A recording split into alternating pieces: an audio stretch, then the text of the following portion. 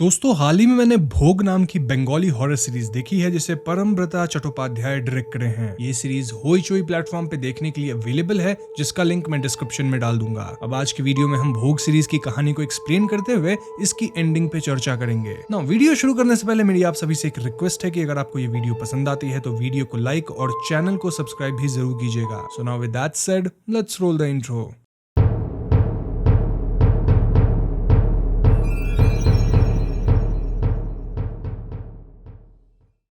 तो भोग सीरीज में कुल 6 एपिसोड्स हैं और पहले एपिसोड में हम सुबेश को देखते हैं जो कि एक एंटीक शॉप चलाता है और उसके शॉप में आज एक अलग तरह की मूर्ति आती है। ये मूर्ति किसी गॉडेस की लग रही थी, लेकिन गॉडेस के हाथ में वीणा, साइथ और स्कल भी था, विच वॉज अनकॉमन। सुबेश का स्टाफ रतन इस मूर्ति को स्टोर में रखता है, लेकिन अगले ही क्षण रतन को एक डीटी फिगर दिखती है जो कि कह रही होती है कि मैं भूखी हूँ, मुझे कुछ खाना है। इससे रतन बहुत ज्यादा डर जाता है, इतना कि वो अगले दिन से शॉप पे कभी दिखता ही नहीं। वहीं दूसरी तरफ सीरीज के मेन लीड अतिन से मिलते हैं जो कि अपनी कंपनी का टॉप परफॉर्मर है और उसे प्रमोशन भी मिलती है। अतिन को एंटीक आइटम्स कलेक्ट करने का शौक है और सुबेश अतिन का दोस्त है। तो ऑफिस के बाद अतिन डायरेक्टली सुबेश के शॉप पे जाता है ताकि वो सुबेश के साथ पार्टी कर सके प्रमोशन की खुशी में। शॉप में अतिन की नजर उसी गॉडेस की मूर्ति पे पड़ती है और अतिन इस मूर्ति को देख के काफी फैसिनेट होता है। अतिन सुबेश से इसके बारे में पूछता है और सुबेश को खुद इस मूर्ति के बारे में ज्यादा पता नहीं था, एक्सेप्ट कि इस मूर्ति को तिब्बतियन स्टाइल में बनाया गया है। सुबेश बताता है कि कुछ दिन पहले आसपास में एक बड़ा सा घर खाली हो रहा था जो कि चक्रवर्ती परिवार का था। परिवार के सभी लोग या तो समय के साथ खत्म हो गए थे या फिर कहीं और सेटल हो चुके थे। फैमिली की लाइनेज में जो आखिरी बेटी थी घर की, और वो भी अपनी पति के साथ यूएस जा रही थी और इसलिए वो घर का सब कुछ बेच रही थी। वहीं से सुबेश को काफी सारा एंटिक आइटम सस्ते में मिल गया था। तो जब सुबेश ये आइटम्स कलेक्ट कर रहा था तो उसके पास एक बाबा आते हैं जो कि उसे फ्री में ये वाली मूर्ति देते हैं। सो यस, सुबेश को काइंड ऑफ इस मूर्ति का ना तो ओरिजिन पता है ना ही वैल्यू, उसे तो ये फ्री में मिला। अब सुबेश देखता है कि अतिन को ये मूर्ति काफी पसंद आ गई थी और ऐसे में वो अतिन को ये मूर्ति दे देता है, सेइंग कि इसके जो भी पैसे होंगे वो बाद में पे कर देना। तो इसके बाद अतिन और सुबेश क्लब में पार्टी करने जाते हैं और यहाँ अतिन एक लड़की के साथ डांस करने लगता है। तभी एकदम से अतिन को ऐसा लगता है मानो पूरा क्लब खाली हो गया हो और लाइट्स रेड हो गई है। अतिन को किसी की आवाज भी सुनाई देती है जो कि उससे खाना मांग रही होती है। फिर अचानक अतिन अपने होश में आता है और वो घर जाने का डिसाइड करता है। अब घर जाते वक्त अतिन को अपने रियर व्यू मिरर में अपनी स्वर्गवासी माँ की घोस्ट दिखती है, जिससे अतिन परेशान हो जाता है, लेकिन वो इसे इग्नोर करके घर आता है और यहाँ पुष्पा जी अतिन का खाना लगाती हैं। हम समझ पाते हैं कि अतिन के माँ बाप दोनों इस दुनिया में नहीं हैं और अतिन की माँ स्वर्ग सिधारने से पहले पुष्पा जी से कह के गई थी कि आप अतिन का ख्याल रखना। तब से पुष्पा जी अतिन का माँ की तरह ख्याल रखती हैं और अतिन घर में उनके साथ ही रहता है। तो डिनर के बाद जब अतिन सोने जाता है तो उसे भी पहले सीन वाली डीटी दिखती है। इनफैक्ट अतिन को फिर से अपनी माँ की घोस्ट दिखने लगती है, जिससे अतिन डर के पानी का ग्लास गिरा देता है। तभी एकदम से अतिन की नींद खुलती है और उसे लगता है कि ये सब महज सपना था, लेकिन कमरे के अंदर वाकई पानी का ग्लास गिरा हुआ था और किसी के कदमों के निशान भी थे। खैर, तो अगली सुबह अतिन गॉडेस की मूर्ति को टेबल पे रख देता है, देन मूर्ति के सामने अगरबत्ती वगैरह जला के फूल चढ़ाता है। इसके बाद अतिन के घर पे उसके अंकल भावेश उससे मिलने आते हैं और वो इस मूर्ति को देखते हैं। भावेश अंकल बताते हैं कि ये मूर्ति तिब्बतियन लग रही है और जो गॉडेस है वो शायद तांत्रिक शक्ति वाली गॉडेस होंगी। वो बताते हैं कि बुद्धिज्म में भी तांत्रिक प्रक्रिया वगैरह है और यहाँ वो वज्रायना बुद्धिज्म की बात करते हैं जो कि हिंदुइज्म के तांत्रिक प्रक्रिया से इन्फ्लुएंस थे। जब 10वीं से 14वीं शताब्दी के बीच भारत पे अटैक होने लगा तो कई बुद्धिस्ट लोग तिब्बत चले गए थे और इस तरह से तांत्रिक रिचुअल्स तिब्बत में भी कैरी फॉरवर्ड हुआ। अब भावेश अंकल अतिन को डांटते हैं, सेइंग कि अतिन को इस मूर्ति की पूजा नहीं करनी चाहिए थी। क्यों? क्योंकि हर एक डीटी को पूजने का तरीका अलग होता है और अतिन अगर ऐसे बिना समझे गलत विधि से पूजा करेगा तो डीटी गुस्सा भी हो सकती है। अंकल कहते हैं कि वो कुछ दिन बाद वापस आएंगे, अपने साथ वो पास वाले पुजारी को लेके आएंगे और पुजारी शायद इस मूर्ति के बारे में कुछ बता सके। इन बातों के दौरान हम व्यूअर्स नोटिस करते हैं कि मूर्ति के सामने रखा फूल हवा के झोंके से गिर गया था। खैर, तो अतिन ऑफिस जाता है और वहाँ वॉशरूम में अतिन को खून वाले पैर के निशान दिखते हैं। इनफैक्ट उसे बार बार एक ही आवाज सुनाई दे रही थी, विच वाज सेइंग कि मैं भूखी हूँ, मुझे खाना दो। ऑफिस से घर आके भी अतिन थोड़ा परेशान ही दिख रहा था और फिर एकदम से वो फ्रूट्स वगैरह कट करके मूर्ति के सामने चढ़ा देता है। उस रात अतिन की जब नींद खुलती है तो वो अपने सामने एक डीटी को देख पाता है जिसे अतिन माँ कह के पुकारता है। ये डीटी अतिन से वापस खाना मांगती है और देख के ऐसा लग रहा था मानो अतिन इस डीटी से सम्मोहित हो रहा हो।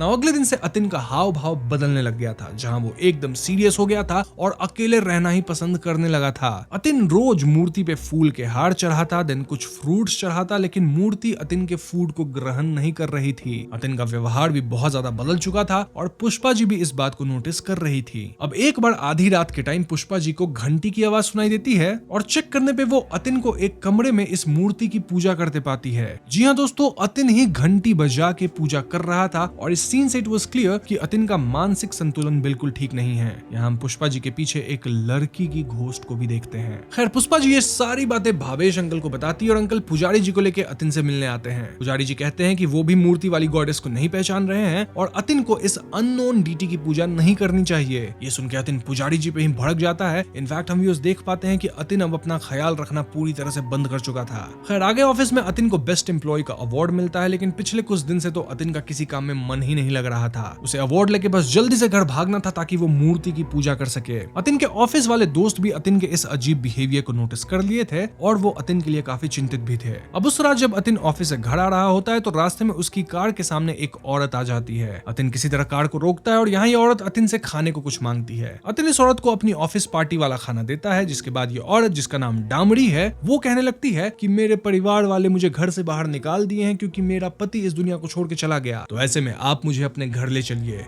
अतिन फॉर सम रीजन डामड़ी को अपने साथ घर ले आता और इस बात से पुष्पा जी बिल्कुल भी खुश नहीं थी, लेकिन अतिन के जिद पे पुष्पा जी डामड़ी को रहने की जगह दे देती हैं और यहाँ हम डामड़ी के हाव भाव को बदलते देखते हैं, डिपिक्टिंग की डामड़ी जरूर इस मूर्ति से रिलेटेड है और यहाँ वो अतिन को बर्बाद करने आई है। वही अतिन घर आते पूजा पे बैठ जाता है, जिससे डामड़ी खुश हो रही थी। आधी रात को पुष्पा जी की नींद खुलती है और जब वो कैंडल्स वगैरह जलाती हैं तो उन्हें एक भूतिया औरत दिखती है। इस आकृति को देख पुष्पा जी चिल्लाती है और यहीं पे सीन कट हो जाता है। खैर, तो अगले दिन हमें पता लगता है कि पुष्पा जी एकदम से घर से गायब हो गई हैं और पुलिस वाले जांच पड़ताल के लिए अतिन के घर आए हैं। यहाँ हम अतिन को अपने में ही खोया हुआ देखते हैं, मतलब वो पुलिस तक से ठीक से बात नहीं कर रहा था और ऐसे में भावेश अंकल यहाँ पुलिस से बातचीत करते हैं। जब भावेश अंकल और पुलिस को पता लगता है कि अतिन डामड़ी नाम की औरत को घर पे ले आया है तो ये लोग भी थोड़ा आश्चर्य में थे और इससे खुश तो नहीं थे। खैर, उस रात डामड़ी अतिन के लिए अजीब गंदा सा खाना बनाती है और अतिन जब खाने लगता है तो डामड़ी कहती है कि गॉडेस को भोग नहीं चढ़ाओगे, उससे पहले तुम ही खाने लगे। ये सुन के अतिन अजीब तरह से खुद को थप्पड़ मारता है। देन वो डामड़ी का बनाया हुआ नॉन वेज खाना मूर्ति पे चढ़ाता है। इसके बाद अतिन पूजा करता है, देन अपना गंदा सा खाना खाता है जिससे उसे उल्टी भी होती है और फिर वो सोने चला जाता है। बीच रात अतिन की नींद खुलती है और जब वो मूर्ति वाले कमरे में जाता है तो वो देखता है कि डीटी उसका चढ़ाया हुआ खाना पहली बार खा ली थी। जी हाँ दोस्तों, इससे अतिन बहुत ज्यादा खुश होता है और वो डामड़ी के साथ आधी रात में पूजा शुरू कर देता है। अब अगली सुबह अतिन बहुत खुश था और यहाँ डामड़ी एक बार फिर अतिन को एकदम सड़ा गला हुआ खाना खिलाती है। दिन प्रतिदिन यही प्रक्रिया शुरू हो जाती है, जहाँ डीटी डामड़ी का बनाया हुआ नॉन वेज खाना खाती, फिर डामड़ी अतिन को एकदम सड़ा गला हुआ खाना खिलाती, देन अतिन डीटी की पूजा करता, ऑफिस जाता, वापस आता, पूजा करता एंड द साइकिल रिपीट्स। हद तो तब हो जाती है जब हम अतिन को रेगुलरली शमशान जाते हुए देखते हैं और यहाँ वो माँ चिल्लाता है। कुछ दिन बाद पुलिस वाले अतिन को बताते हैं कि पुष्पा जी उन्हें कहीं नहीं मिली और अतिन बिना इस बात पे ध्यान दिए कहता है कि आप केस को क्लोज कर दीजिए। उसी रात भावेश अंकल अतिन का हाल समाचार लेने आते हैं और वो अतिन को अजीब तरह से नाचते हुए पूजा करते देखते हैं। ये दृश्य देख के भावेश अंकल का दिल दहल जाता है और अतिन यहाँ उनके साथ भी बहुत अजीब बर्ताव करता है। भावेश अंकल डामड़ी को भी देखते हैं जिसकी आंखें किसी डीमंस जैसी दिख रही थी और ऐसे में भावेश अंकल डिसाइड्स कि उन्हें ही अब कुछ करना होगा। बस फिर क्या था, भावेश अंकल तुरंत अतिन के दोस्त सुबेश से मिलने जाते हैं और वो सुबेश से उस मूर्ति के बारे में पूछते हैं। सुबेश बताता है कि उसका एम्प्लॉय रतन भी मूर्ति देखने के बाद काम छोड़ के भाग गया और फिर वापस कभी नहीं आया, यानी उस मूर्ति में कुछ तो सुपरनैचुरल है। और इसका पता लगाने सुबेश और भावेश अंकल उस आदमी के पास जाते हैं जो कि सुबेश को फ्री में मूर्ति दे दिया था। वहीं दूसरी तरफ अतिन के हाव भाव से उसके ऑफिस वाले भी बहुत परेशान हो गए थे। अतिन बहुत ही सड़ा हुआ बदबूदार खाना ऑफिस लाता था जिससे पूरी कैंटीन महक जाती। देन ना तो वो ग्रूमिंग कर रहा था, बेकार से कपड़े पहन रहा था,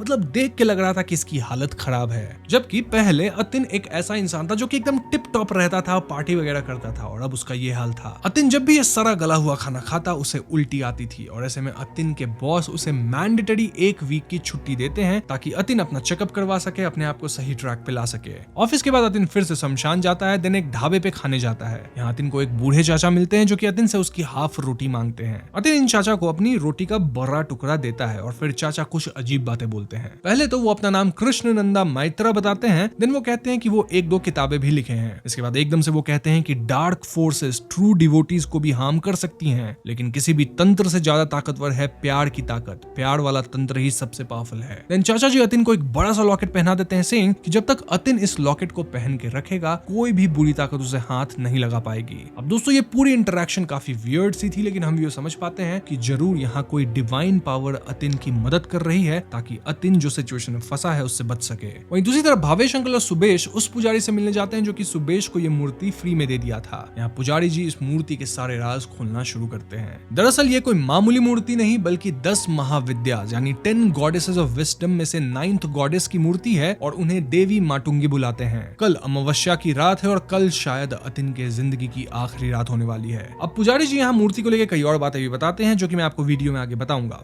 फॉर नाउ अगर हम अतिन की बात करें तो लॉकेट पहनते ही अतिन की मेंटल स्टेट सुधरने लगती है। आई मीन घड़ा के वो हफ्तों बाद रियलाइज करता है कि उसका घर कितना ज्यादा गंदा था। ऐसे में वो डामड़ी पे भड़कता है, लेकिन डामड़ी कहती है कि वो आज बीमार है तो वो आज काम नहीं कर सकती। अब अतिन नोटिस करता है कि कैसे उसके घर के नीचे कुछ रिचुअल जैसे साइंस बने हुए थे और वहां कई पंछी और बिल्ली जैसे जानवर समाप्त पड़े हुए थे। अतिन यहाँ पुलिस को कॉल करके पुष्पा जी के बारे में भी पूछता है, लेकिन पुलिस वाले कहते हैं कि आपके कहने पे ही तो हमने केस को क्लोज कर दिया है। ऐसे में अतिन तुरंत अपने एक दोस्त से बात करता है ताकि वो पुष्पा जी की लॉस्ट फोटो पेपर में छपवा सके। उस रात अतिन को 2 घोस्ट्स भी हॉन्ट करते हैं और अतिन यहाँ डामड़ी का भी असली भूतिया चेहरा देखता है। ये 2 रैंडम जो घोस्ट है वो डामड़ी के ही घोस्ट हो सकते हैं या फिर गॉडेस से रिलेटेड है। अब डामड़ी कहती है कि आज वो पूरा घर क्लियर करेगी और आज रात अतिन ऑफिस से लेट आए क्योंकि आज रात गॉडेस को ग्रैंड ऑफरिंग देना है जिसके लिए डामड़ी तैयारी करेगी। ये कह के डामड़ी एकदम क्रीपली हंसने लगती है और सेंसिबल अतिन को समझ आ गया था कि यहाँ कुछ तो बहुत ज्यादा गड़बड़ है। Now coming to Subesh, Bhavesh uncle and pujari ji. Well पुजारी जी यहाँ मूर्ति की ओरिजिन भी बताना शुरू करते हैं। तो सेगास्ते के राजा तेंजिन ग्यात्सो तिब्बत के एम्परर जामयांग दोर्जे से कभी हारे नहीं थे। तेंजिन को वीक करने का सिर्फ एक उपाय था एंड दैट वाज कि उसकी बेटी को समाप्त करो। इसलिए तिब्बत के एम्परर के स्पाइस कई बार तेंजिन की बेटी को जहर देने की कोशिश किए, लेकिन तिब्बत के एम्परर को पता चला कि एक टॉक्सिकोलॉजिस्ट है और टॉक्सिकोलॉजिस्ट का यहाँ काम होता है जहर बनाना या जहर के काट को बनाना। हाँ, तो वो तेंजिन की बेटी को हील कर दिया। ऐसे में तिब्बत के एम्परर वॉर करने के लिए ठान लिए ताकि वो तेंजिन को पनिश कर सके और इससे कोई और उनके खिलाफ रेबल ना करे। पर तिब्बत के एम्परर को यह नहीं पता था कि टॉक्सिकोलॉजिस्ट आखिर है कौन। युद्ध पे जाने से एक रात पहले तिब्बत के एम्परर को पता लगा कि उनकी पूरी फैमिली बीमार पड़ गई है। इनफैक्ट एम्परर खुद भी बीमार पड़ गए थे। पर एक ही झटके में एम्परर की पूरी फैमिली ही समाप्त हो जाती है। ये सब उस टॉक्सिकोलॉजिस्ट के कारण हुआ था जिसका नाम था सहस्रक्ष चक्रवर्ती। जी हाँ दोस्तों, वही चक्रवर्ती फैमिली के एंसेस्टर्स जिनके यहाँ से सुबेश को मूर्ति मिली थी। अब पुरोहित जी की जो फैमिली है वो चक्रवर्ती फैमिली के प्रीस्ट रहे हैं फॉर जनरेशंस और 16th सेंचुरी में चक्रवर्ती फैमिली इस बंगाल वाले हाउस में शिफ्ट हुए थे। उस टाइम घर के ओनर थे विश्वेश्वर चक्रवर्ती और सहस्रक्ष चक्रवर्ती उनके भाई थे। ऐसा कहा जाता है कि सहस्रक्ष इतने खतरनाक टॉक्सिकोलॉजिस्ट थे कि उनसे सांप भी डरते थे। जब वो 30 साल के थे तो एक दिन गायब हो गए क्योंकि वो तपस्वी के अंदर ट्रेन होने लगे। तपस्वी से 10 साल शिक्षा लेने के बाद वो तिब्बत गए। देन वहां एक तांत्रिक गुरु से शिक्षा लेके तांत्रिक विद्या में महारत हासिल किए। बेसिकली सहस्रक्ष वज्रायना तांत्रिक विद्या सीख लिए थे। देन आगे तो आपको पता ही है कि सहस्रक्ष चक्रवर्ती तेंजिन की बहन को हील किए। देन तिब्बत के एम्परर का डाउनफॉल करवा दिए। इसके लिए सहस्रक्ष किंगडम के बेस्ट स्कल्प्टर यानी मूर्तिकार को बुलाए थे और उससे यही वाली मूर्ति बनवाए थे। तभी ये मूर्ति थोड़ी तिब्बतियन दिखती है लेकिन ये एक गॉडेस की मूर्ति है। इसी की मदद से तेंजिन बिना लड़े तिब्बत के एम्परर को हरा दी और अब सहस्रक्ष जानते थे कि ये मूर्ति गलत तांत्रिक हाथों में बहुत तबाही ला सकती है। इसलिए एक दिन वो छुप के इस मूर्ति सहित बंगाल अपने घर वापस आ गए। यहाँ वो मूर्ति की प्राण प्रतिष्ठा करके उसे स्थापित किए और पिछले 600 साल से चक्रवर्ती परिवार पे देवी का आशीर्वाद रहा। सहस्रक्ष के हिसाब से रूल बस एक था और वो ये कि अगर किस दिन चक्रवर्ती परिवार इस घर को छोड़ेंगे तो उन्हें इस मूर्ति को किसी इंसान को समर्पित करना होगा। इसलिए पुजारी जी जो कि इस फैमिली की देखरेख करते थे वो फ्री में ये मूर्ति सुबेश को दे दिए थे क्योंकि चक्रवर्ती फैमिली इस घर को छोड़ के हमेशा के लिए जा रहे थे। लेकिन पुजारी जी को यह अंदाजा नहीं था कि ये मूर्ति अतिन के जिंदगी में घोर अनर्थ लेके आएगी। पुजारी जी कहते हैं कि अतिन को बचाना अब बहुत मुश्किल है क्योंकि अब सिर्फ कोई डिवाइन शक्ति ही अतिन को बचा सकती है। वहीं दूसरी तरफ हम अतिन को ऑफिस जाते देखते हैं and we could clearly see कि वो अब बहुत बेटर फील कर रहा था। ऑफिस के बाद अतिन आज शमशान नहीं जाता, रादर अपने घर जाता है और घर के बाहर उसका इंतजार भावेश अंकल कर रहे थे। अंकल अतिन को मूर्ति के बारे में सब कुछ बताते हैं और वो ये भी बताते हैं कि डामरी कोई सिंपल ह्यूमन नहीं है। अंकल कहते हैं कि देवी माटुंगी एक्चुअली में तांत्रिक रूप है ऑफ देवी सरस्वती, तभी उनके हाथ में वीणा भी है। देवी माटुंगी हर रिजेक्टेड एंड इम्प्योर चीज को बचाती है। अब क्योंकि अतिन देवी की पूजा में गलती किया था इसलिए उसका आज ये हाल है, उसे सजा मिल रही है। देवी जब गुस्सा होती है तो विक्टिम सबसे पहले सोचना समझना बंद कर देते हैं, देन इंसान को समाप्त होने का मन करेगा। तभी तो अतिन बार बार शमशान जा रहा था। आगे विक्टिम सबसे दूर हो जाएगा, अकेला हो जाएगा, फैमिली को त्याग देगा और फिर एक पिशाचिनी विक्टिम को समाप्त करने आएगी। So you see, Damri actually में एक पिशाचिनी है। डामरी अतिन को गंदा खाना खिला खिला के बर्बाद कर चुकी थी और आज अमावस्या की रात वो अपने असली रूप में आके अतिन को समाप्त करेगी। ये सब सुनकर अतिन कहता है कि इन्हें यहाँ से फिलहाल भाग जाना चाहिए और कल सुबह आके मूर्ति को फेंक देना चाहिए। लेकिन अंकल कहते हैं कि ये पिशाचिनी अतिन का पीछा नहीं छोड़ेगी और अतिन को आज ही उसका सामना करके उसे हराना होगा। बस फिर क्या था, अतिन और अंकल धीरे से घर में जाते हैं टू सी के अंदर चल क्या रहा है। अंदर डामड़ी अपने पिशाचिनी वाले रूप में आके कटा हुआ हाथ खौला रही थी और ये हाथ पुष्पा जी का था। जी हाँ दोस्तों, इसके बाद डामड़ी अंकल पे हमला करके उन्हें बेहोश कर देती है। देन वो अतिन पे हमला करने जाती है, लेकिन अतिन के लॉकेट के कारण अतिन को चोट नहीं पहुंचा पाती। ऐसे में वो अतिन के दिमाग को कंफ्यूज करके उसे लॉकेट उतारने को कहती है और अतिन, जो कि पहले से ही इतना डिस्टर्ब था, अफेक्टेड था,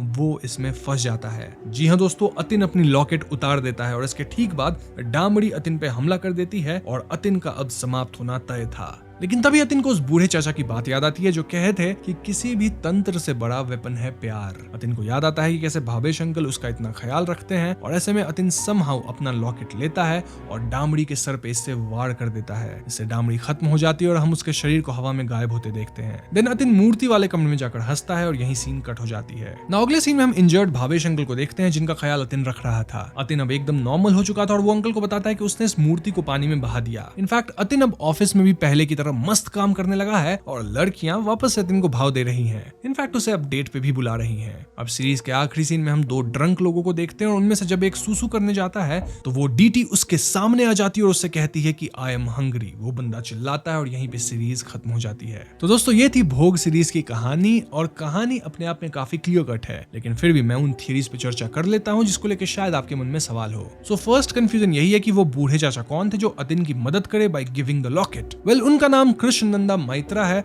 और वो अतिन को ढाबे पे मिले थे। चाचा अतिन को एक लॉकेट देके बोले थे कि इससे अतिन को कोई भी बुरी ताकत और डार्क फोर्स हाथ नहीं लगा सकेगी। ये लॉकेट अतिन के लिए एक तरह से रक्षा कवच बन गया और यहाँ हम कह सकते हैं कि चाचा कोई डिवाइन पावर थे जो कि अतिन को बचाने आए थे। देखो, पुजारी जी जब भावेश अंकल को मूर्ति के बारे में बता रहे होते हैं तो वो क्लियरली कहते हैं कि अतिन को अब हम नहीं बचा सकते, सिर्फ कोई डिवाइन पावर ही बचा सकती है। सो यस, ये बूढ़े चाचा जो थे वो एक डिवाइन शक्ति थे जो कि अतिन को बचाने आए थे। अब अगर पुष्पा जी की बात की जाए तो सैडली उन्हें डामरी खत्म कर दी, तभी तो हम उनकी हाथ को देख पाते हैं। अब सीरीज के लास्ट में एक बार फिर गॉडेस अपने प्रेजेंस को दिखाती हैं जहां वो एक ड्रंक इंसान से मिलके बोलती हैं आई एम हंग्री। इससे ये हिंट मिलता है कि वो गॉडेस वापस आने वाली हैं, लेकिन सवाल ये है कि वापस आई कैसे। देखो, यहाँ अगेन दो गलतियां हो चुकी है। देखो, पहली गलती ये है कि अतिन को ये मूर्ति किसी को सौंपना था जो कि इस मूर्ति को समझता, उसकी सही ढंग से पूजा करता, प्राण प्रतिष्ठा करता और मूर्ति को शांत कर देता। लेकिन अतिन ऐसा किया नहीं, रादर वो मूर्ति को पानी में बहा दिया। तो मूर्ति शांत तो हुई नहीं होगी और मूर्ति किसी तट पे आई और वही यहाँ पे हुआ। मतलब मूर्ति किसी शोर पे आई होगी, देन वहां ये लोग थे जो कि पी रहे थे एंड देन डीटी उनके सामने आ गई। सो ये second mistake kind of involuntary है इन दो पीने वाले लोगों का जो कि किसी तरह से मूर्ति के संपर्क में आ गए हैं और अब उनकी लाइफ बर्बाद होने वाली है, मतलब उनमें से एक की। सो यस, इस फाइनल सीन को देख के तो ऐसा ही लगता है कि भोग का सीजन 2 भी आ सकता है। ये सीरीज पूरा गुड और इविल के कॉन्फ्लिक्ट पे बेस्ड है और दिखाता है कि जब हम चीजों को समझे बिना अपनी जिंदगी में डाल लेते हैं तो वो हमारे लिए कितनी बड़ी मुसीबत बन सकती है। अतिन का डाउनफॉल यही दिखाता है कि इग्नोरेंस किस तरह से डार्क फोर्सेस को हमारी लाइफ में इन्वाइट कर लेती है। देन एक ये भी मैसेज है कि प्यार और इमोशनल कनेक्शन सबसे बड़ी ताकत है। अतिन का अपने अंकल भावेश के साथ का जो प्यार था वो काइंड ऑफ अतिन के लिए शील्ड बन गया जिसकी मदद से अतिन सबसे बड़ी ताकत को हरा दिया। बूढ़े चाचा के कहने पे अतिन को अपने प्यार के कनेक्शंस एंड केयर को समझना पड़ता है। अब अगर आप शुरुआत से अतिन को देखोगे तो वो अपने रिलेशनशिप पे ध्यान नहीं दे रहा था, अपने रिलेटिव से मिलता नहीं था, भावेश अंकल को कॉल नहीं करता था, देन पुष्पा जी से ठीक से बात नहीं करता था, मतलब प्यार से बात करता था लेकिन उतना भाव नहीं देता था। बट अब अतिन का पर्सपेक्टिव लाइफ को लेकर बदल गया है क्योंकि एंड में हम देखते हैं कि वो भावेश अंकल का पूरी अच्छी तरीके से ख्याल रख रहा है। सो हाँ, रिलेशनशिप्स बहुत ज्यादा मैटर करते हैं, ये बात अतिन को समझ आ गई है। और एक और चीज फिल्म में दिखाई गई कि कैसे अतिन रिलेशनशिप से इतना भागता है कि वो शादी तक नहीं करना चाहता था, बट एंड में जब वो एक लड़की के साथ डेट पे जाने के लिए रेडी हो जाता है, दिस शोज कि वो अपनी लाइफ में मूव कर रहा है, शायद अपने स्टेबिलिटी खोज रहा है, रिलेशनशिप्स खोज रहा है। सो यस, भोग सीरीज इन्हीं सारी चीज एंड थीम्स को दिखाती है और यहाँ मैंने आपको सारी थ्योरीज बता दी है। बाकी मूर्ति की ओरिजिन और चक्रवर्ती फैमिली की जो हिस्ट्री है वो मैंने आपको एक्सप्लेनेशन के दौरान ही बता दी है, जिसे मैं अब रिपीट नहीं करूंगा। स्टिल अगर आपके मन में कोई डाउट है तो आप मुझसे बेफिक्र कमेंट्स में पूछ लीजिए, मैं आपको रिप्लाई कर दूंगा। वहीं अगर मुझसे कुछ मिस हुआ हो तो वो भी आप मुझे कमेंट्स में बता दीजिएगा। अब वीडियो पसंद आई हो तो लाइक और शेयर करें, सारे चैनल पर नए हैं तो हमें सब्सक्राइब भी कीजिएगा क्योंकि हम अपने चैनल पे ऐसे वीडियोस लाते रहते हैं। पीस।